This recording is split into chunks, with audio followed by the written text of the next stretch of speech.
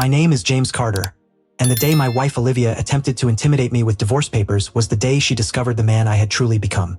We had been married for 8 years, and though our union had begun with passion and connection, over time it had grown cold and distant.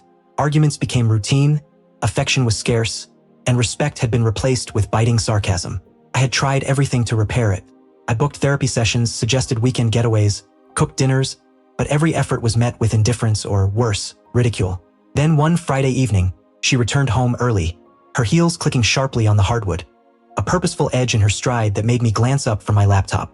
"James," she said, voice flat, as she tossed an envelope onto the table. "Maybe this will get your attention." I picked it up and saw the words in bold. Divorce agreement. I met her gaze, arms crossed, a faint smirk playing on her lips.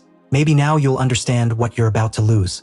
I studied her expression carefully, calm despite the tension she was trying to ignite. "So this is your idea of communication?" I asked. "It's motivation," she replied smoothly. "Maybe you'll finally fight for me."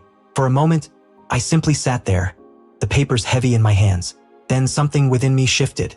I rose, walked to my desk, grabbed a pen, and without a word, signed every page. Her smirk wavered. "Wait, what are you doing?" she asked. "Exactly what you asked," I said softly. "You wanted a reaction. Here it is." I returned the papers to the envelope and handed them back. "If this is what makes you happy, Olivia, I won't stand in your way." She stared, speechless, her voice now gentler. "James, I didn't actually mean no." I interrupted quietly. "You meant to manipulate me to make me afraid.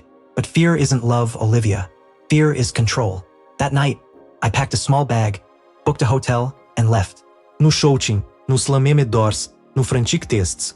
The silence I left behind was louder than any argument we had ever shared. Days passed, then weeks.